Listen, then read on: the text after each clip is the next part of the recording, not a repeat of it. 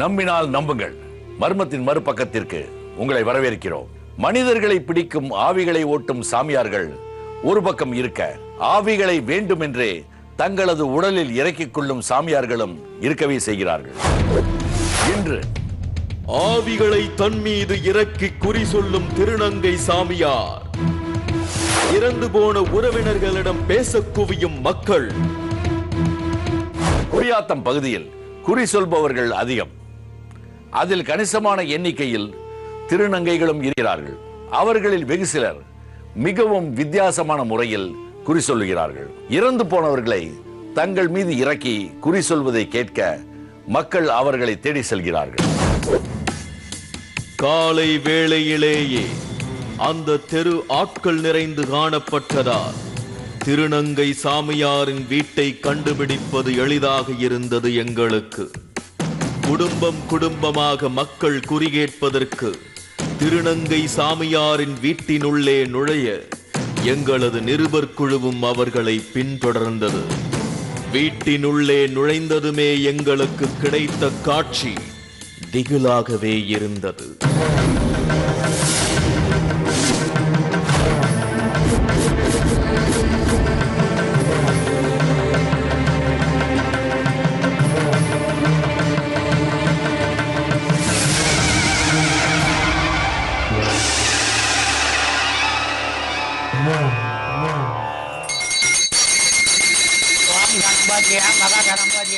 திருநங்கை சாமியார் மணியடித்து ஆவேசம் கொண்டு ஆடிக்கொண்டிருந்தார்.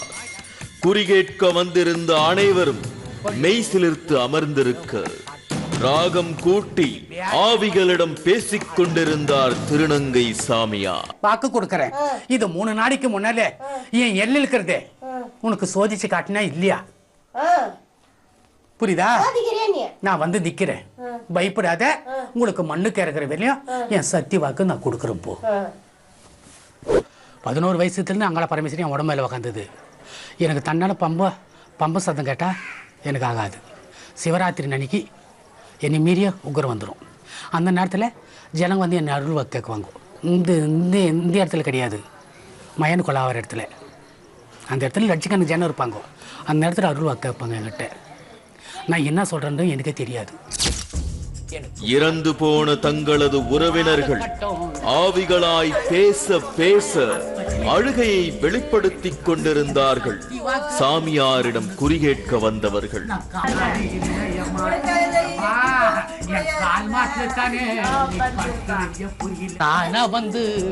ஆவியாக வந்திருப்பது தங்களது உறவினர்கள் தான் என அவர்கள் முழுமையாக நம்புவது அவர்களின் உடல் மொழிகளில் இருந்து தெளிவாக தெரிந்தது. தாங்கள் இறந்து போனது பற்றி அவர்களின் ஆவிகளே நேரில் சொல்ல அதை கேட்டுக் கொண்டிருந்தார்கள் உறவினர்கள். எங்கோ ஓர் இடத்தில் பிரிந்த ஒருவரின் உயிர் திருநங்கையான கிருபாகரனின் உடலில் புகுந்து பேசுவதை கண்டு எங்களுக்கும் ஆச்சரியமாகவே இருந்தது. எப்படி இறந்தார்கள் என்பதையும் இப்போது எந்த பிறவியை எடுத்திருக்கிறார்கள் என்பதையும் ஆவிகளே சொல்ல சிலிர்ப்பு தட்டி நிற்கிறார்கள் குடும்ப உறுப்பினர்கள். அவர் வந்து குரிமலையில உட்காந்ததான் அம்மா வந்து பேசுறாங்கன்னு சொன்னாங்க. சரி, அம்மா கிட்ட நான் ரொம்ப நாள் கழிச்சு பேசினேன். ரொம்ப நாள் கழிச்சு பேசுனதுல எனக்கு ரொம்ப ஆச்சரியமாகவும் இருந்தது, அதிசயமாகவும் இருந்தது. அவங்க எப்படி இறந்தாங்க, என்ன மாதிரி இப்பெல்லாம் கஷ்டப்பட்டாங்கிறத எங்ககிட்ட சொன்னாங்க. தான் வாழ்ந்த கதையையும் பின்னர் இறந்த தருணத்தையும் முன்வைக்கும் ஆவிகள் தங்கள் குடும்ப உறுப்பினர்களின் கைகளை பிடித்து ஆறுதல் சொல்வது ஆச்சரியத்தின் உச்சகட்டம். கண்ணீர் மல்க ஆவிகளிடம் பேசும் குடும்பத்தினர் தங்கள் வீட்டில் நிலவும் சிக்கல்களையும் பிரச்சனைகளையும் இறந்தவர்களிடத்தில் கூறுகின்றனர். அம்மா நான் 90 வயசு வரையும் அரிசி இருந்துச்சு. எனக்கு கண் பார்வை மட்டும்தான் எனக்கு பார்த்த மாதிரி என்னை ஒரு நிமிஷம் என்னை பிரிஞ்ச நாள் இல்ல, என்னை விட்டு பிரிஞ்ச நாள் இல்ல. அம்மா அம்மா என் கால் மாட்டுல தானே நீ படுத்து புரியல செல்லும். நான் இருந்து சாதிக்கோ உங்க அப்பனை விட்ட உங்க அம்மால விட்டுட்ட பாட்டிக்கிட்ட நீ வளர்ந்த செல்லும். உன்னை கங்கணம் பார்க்கணும்னு நான் இப்ப கூட இன்னி அம்மா 2 வயசுலயே என்கிட்ட கொடுத்துட்டீங்களா? 2 வயசுலயே பார்ப்பதற்கு பயத்தை ஏற்படுத்தும் குறியாடி ஒரே நாளில் எண்ணிலடங்கா ஆவிகளை தன்னுள் இறக்கிக் கொள்கிறார். ஆவேசம் அடங்க அடங்க அடுத்தடுத்து குறி சொல்லும் நிகழ்வு தொடர்ந்தது.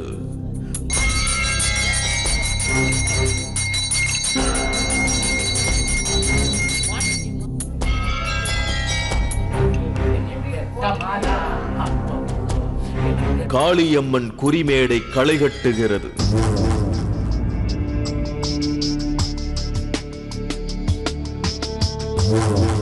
ஆவியை உடலில் இறக்கி குறிகேட்க முக்கியமான ஒன்று சூடம்.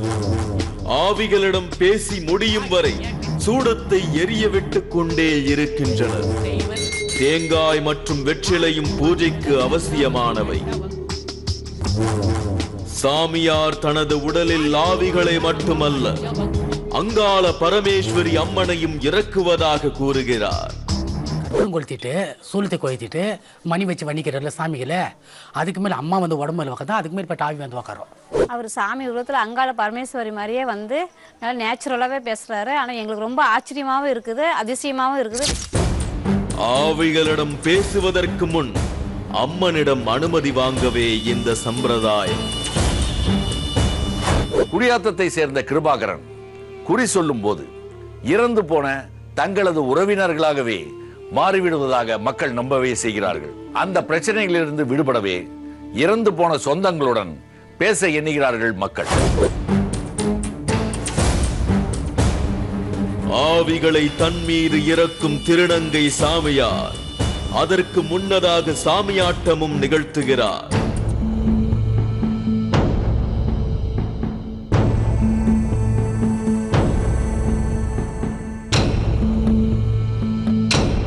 குழந்தை இல்லாதவர்களுக்கு தான் வைத்திருக்கும் எலுமிச்சை பழத்தை பிரசாதமாகவும் வழங்குகிறார்.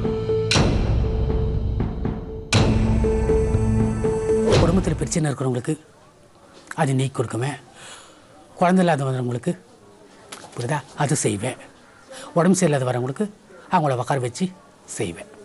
7 வருஷத்துக்கு முன்னால் பெங்களூர் அவங்க சிஎம்சிக்கு வந்தது. அங்கே 1 லட்ச ரூபா கொடுத்து பார்த்துது. அவங்க அங்கே இருக்கிற டாக்டர் அம்மா என் அட்ரஸ் கொடுத்து அனுப்பிச்சிக்கிறாங்க. அந்த அட்ரஸ் கொடுத்துன்னு வந்து அவங்களுக்கு 2 குழந்தை பிறந்துச்சு. பில்லி சூனியம் மாய மந்திரத்தால் இறந்து போனதாக நம்பப்படும் சிலரின் உறவினர்களும் சாமியாரை தேடி வந்திருந்தனர்.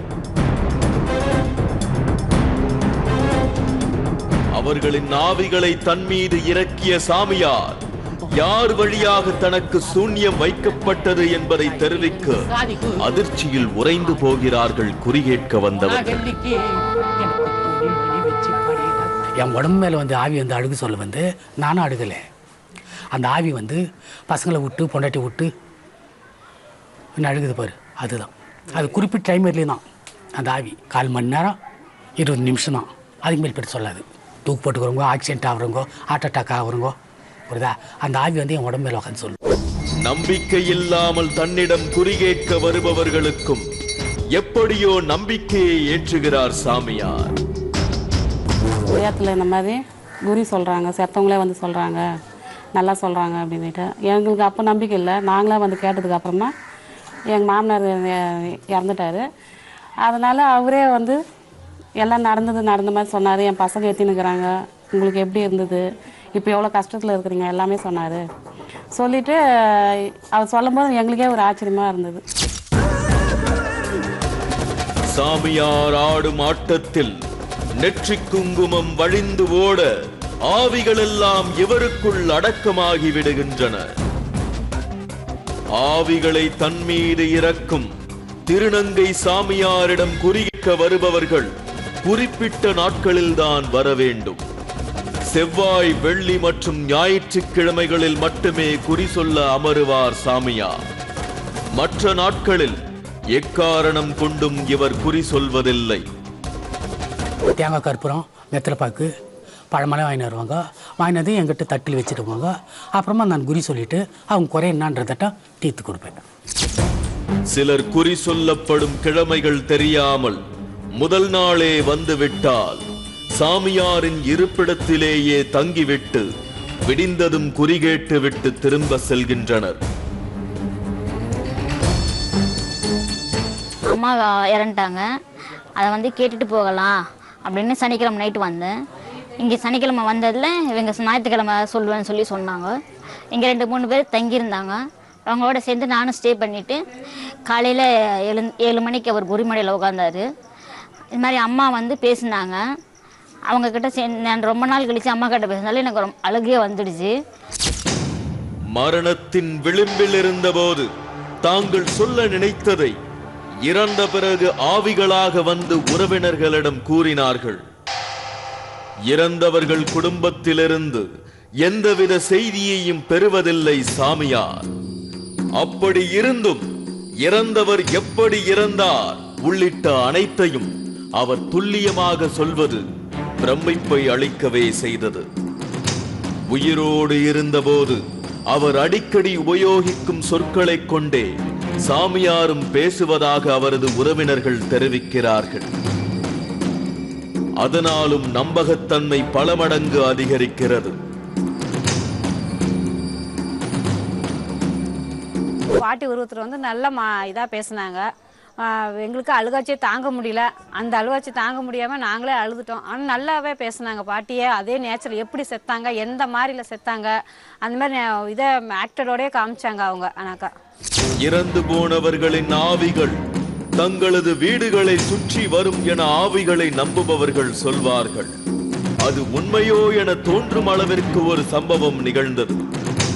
மனசாக சொல்லோ என் பக்கத்துல இல்லை எம்மா, நீங்க இடம் விட்டு இடம்னு சொல்றன்னா புரியலையா எம்மா? நான் செத்த செய்தி உனக்கு உருவத்துல தான் சாதிச்சாங்கன்னு சொல்றன்னா புரியலையா எம்மா? நான் செத்து 5 நாத்து நான் ஓட்ட சேர்ந்துட்டுன்னா புரியல எம்மா. எம்மா நான் இடத்த ரோபம் நான் காக்காவா எடுத்துட்டுன்னா புரியலையா? என் தொண்டை கொலா அடிச்சிச்சுன்னு சொல்றன்னா புரியல எம்மா. எம்மா நான் செத்து 8 நாத்து நான் ஓட்ட சேர்ந்துட்டுன்னா புரியல எம்மா. நான் இடத்த ரோபம் நான் கவுளியா பொரியுன்னா புரியல எம்மா. குறிகேட்க இங்கு வந்திருந்த குடும்பத்தில் ஒன்று மதம் மாற நினைத்த சம்பவத்தை இறந்து போன அவர்களது குடும்ப உறுப்பினரின் ஆவி சொன்னதை கேட்டால் திகிலாகத்தானே இருக்கும்.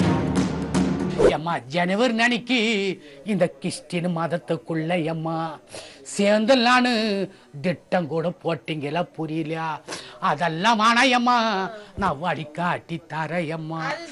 நீ பேஜர் பண்ணி ஆடல் பட்டு நிக்காத. இந்த மண்ணுக்கு திறவெல்லையோ நான் காப்பாத்தி தர எம்மா.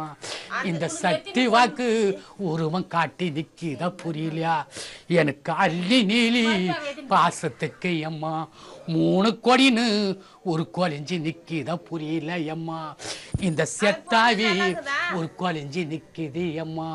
உன் மாமியார்கிட்ட வாய் திறந்து பேசு எம்மா. நான் பெத்த மகோ அள்ளல் பட்டு நிக்கிறான்னு சொல்றான்னா புரியல எம்மா.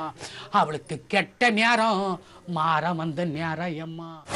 யாருடைய ஆவியாக இருந்தாலும் அதை சில நிமிடங்களில் தன் மீது இறக்க முடியும் என்கிறார் கிருபாகரன். ஆவிகளுடன் பேச பல்வேறு ஊடகங்களை பலர் பயன்படுத்த முயற்சிக்கிறார்கள். இறந்து போனவர்களை மீண்டும் பார்ப்பதும் பேசுவதும் முடியாதது என்பது எல்லோருக்கும் தெரியும்.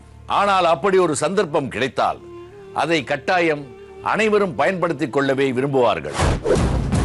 வந்து கொண்டே இருக்கும் குடும்பங்களுக்கு குறி சொல்லியபடியே இருக்கிறார் திருநங்கை சாமியார். தனது 11 வயதில் குறி சொல்லத் தொடங்கிய இவர் எப்போதும் அதனை தொடர்கிறார்.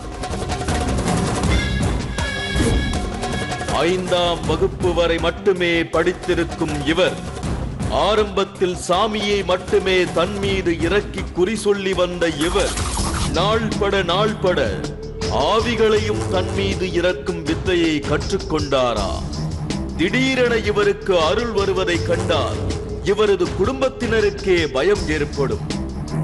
ஆவிகளிடம் இவர் பேசத் துவங்கிய பின்னர் அவர்களது பயம் பன்மடங்கு அதிகரித்திருக்கிறது. அவருக்கு சாமி வந்தால் நாங்கள் பயப்படுவோம், கிட்ட போக மாட்டோம். எங்கள் மாமியார் இருக்கோம், அது தாங்க போவோம். அதுக்கு பிறகு பழகிட்டு நாங்கள் கிட்ட போய் எல்லாம் கேட்போம். எங்கள் வீட்டில் எதனா குறைன்னாக்கா, பசங்களுக்கு உடம்பு சரியில்லைன்னா நாங்கள் கேட்போம். அது கரெக்டாக சொல்லுவார் எங்களுக்கு. சின்ன வயசுலேருந்தே வச்சுன்னு இருக்கிறாரு. ஃபர்ஸ்ட்ல எல்லாம் ஆவிங்கெல்லாம் இருக்குதுன்ட்டு பயமாக தான் இருந்துச்சு. ஆனால் இப்போல்லாம் அந்த பயம் இல்லை.